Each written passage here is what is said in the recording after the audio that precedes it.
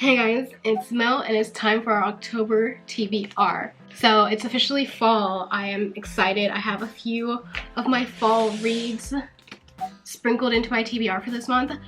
I have not had any bad fall read yet, and I feel like I'm on this nice roll, so hopefully October has great things for us. First off, my carryover.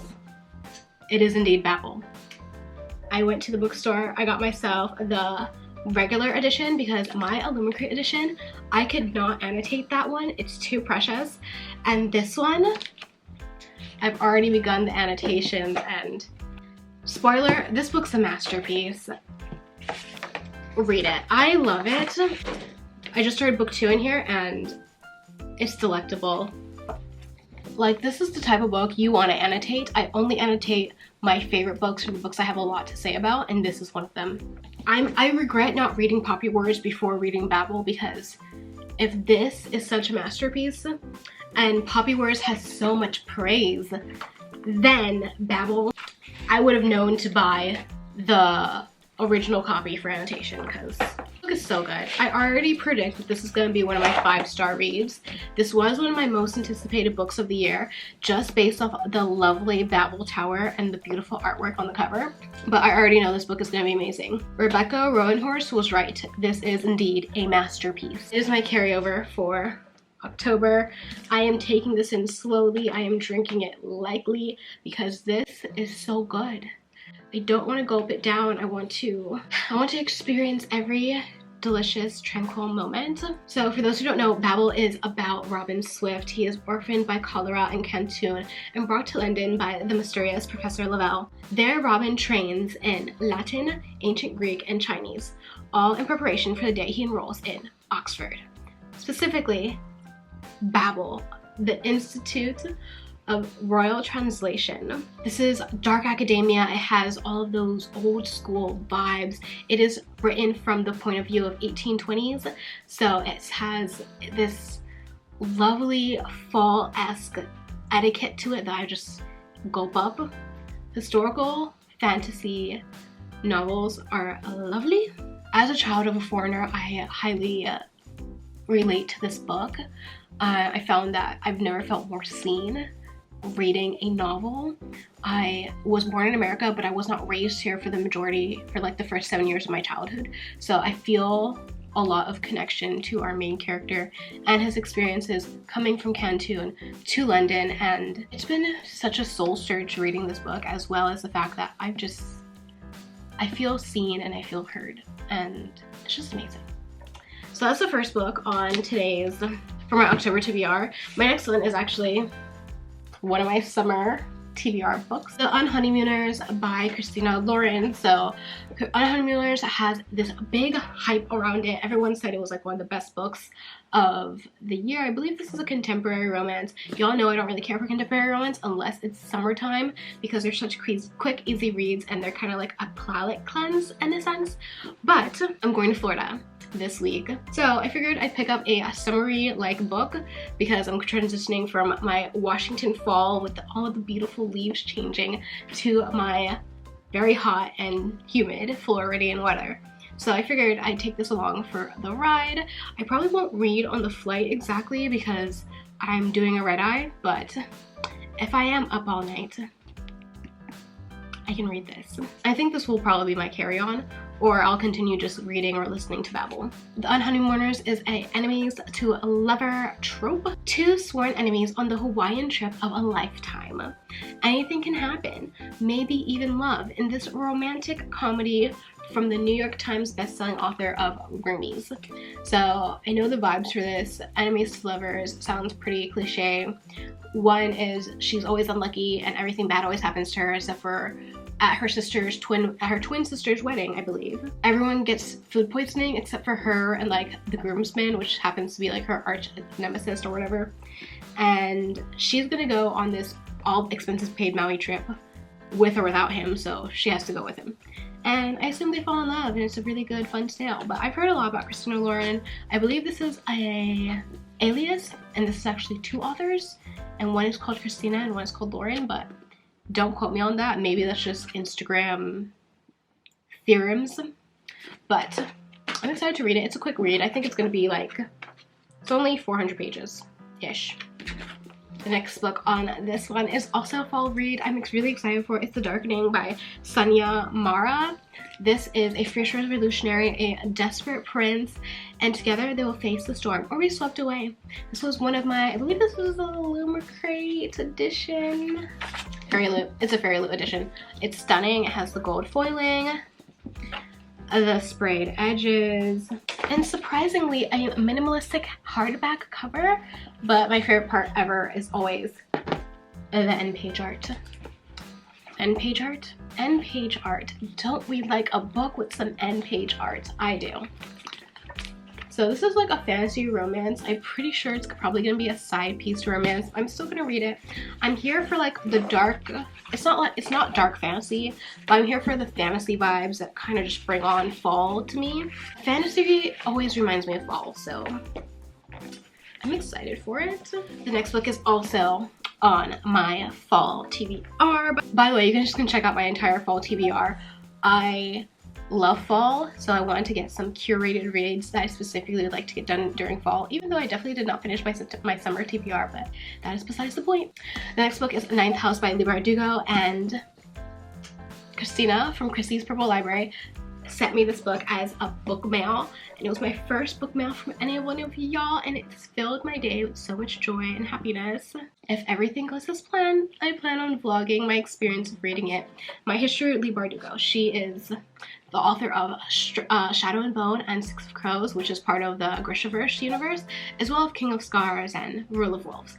So my relationship with this is I hated Shadow and Bone. I forced myself to read it for the Netflix show because I hate watching the show before reading the book, so I had to do it.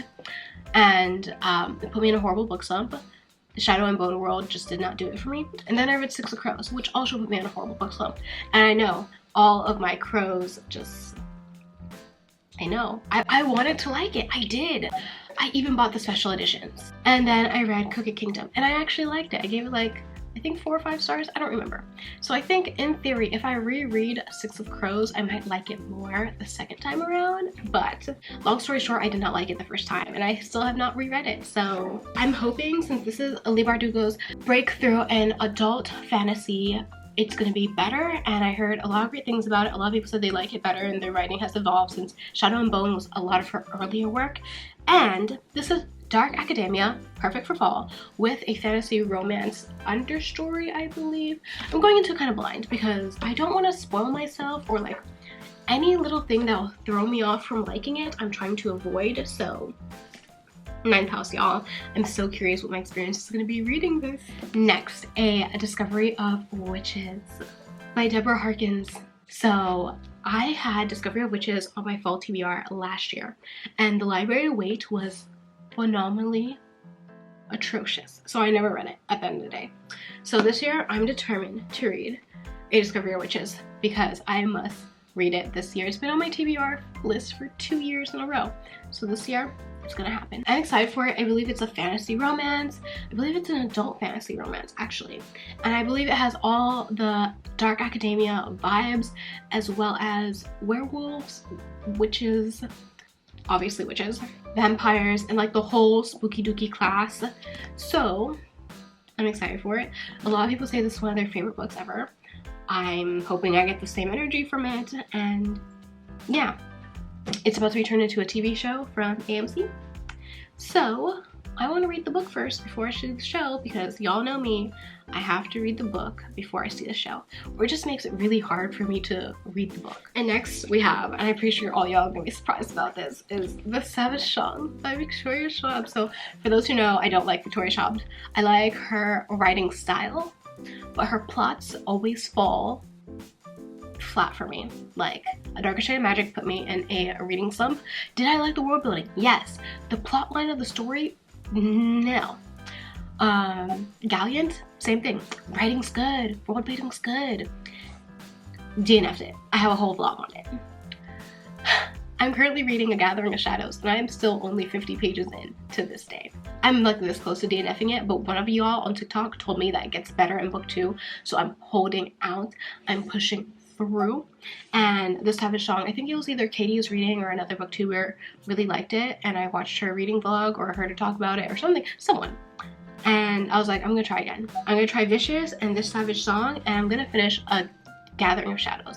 And that will, I pretty much read all her books at this point, but that will determine if I become a V.E. Schwabber or not. I really just want to be part of the hype. All my friends love her books. I want to talk to them about them. I want to enjoy them with them. I want to do the book talks and the book clubs with them, but I just don't like them. I just don't like the book. I hope I get the hype. I hope it resonates with me. And last, but certainly not least, Kingdom of the Feared just came out this month in October or September, or it's already coming out. I don't know, actually. So I figured I would read Kingdom of the Wicked. This has also been on my TBR for 2 years now, so it's getting read. It has to be read. I'm excited to read it. I'm probably gonna get it in Florida when I'm down there, or see if my library has an ebook version, because I do not have a copy of it. And these library games are atrocious. I am on number 142 on House Under the Cerulean Sea or something. And I just feel like waiting 102 people in line for a book I want to read is just crazy. I feel like the wait times are atrocious, and they're just getting worse the closer we get to winter. So I'm about to just start buying all my books. It's really sad, actually, because I could save that money and do something else, but yeah. And those are all my books on my October TBR. What are you guys reading in October? Did you guys finish Babel yet? I'm currently reading it, and it is, I love it. I wish I was reading this with someone else. I got sick this month, so I wasn't able to read it with, ideally I was going to read it on Princess from Capsule Libraries. She had a whole reading Discord about it, and I was going to read it with them, but then I got really sick and I couldn't read like a lot to keep up, so I was just like, I'm gonna read it by myself. Do you guys like it? And is it only me? Because I'm in love. What is on y'all's October TBR? Have y'all gotten your pumpkin spice lattes yet? I have already had 3, and I had all 3 of them within the same week. Yeah, I have cut myself off. I feel like 3 in 1 week is just too much. No, it was all decaf, but still, like, that's a lot of coffee. What are you guys looking forward to in fall? I really want like a fall-ish anime to watch. Trying to get more into anime, so if you have any recommendations, please let me know. And if they just so happen to have English translation, even better, because I love to watch things when I'm working, and reading subtitles just takes a lot of commitment that I can't always give because I'm working. But if you have an anime that you'd like to share with me, leave it down below. Particularly fall themed anime, or anything that gives like the fall vibe, the aesthetic. Nothing scary. Nothing scary. I'm a baby. I don't do scary. I don't do horror. People 360ing their heads is not for me. I don't like spider people. But yeah, that's all, folks. Be sure to subscribe. Remember, I'm here every Friday, and I'm on TikTok, Bookstagram, Book Talk, and yeah. Happy reading, y'all. Bye.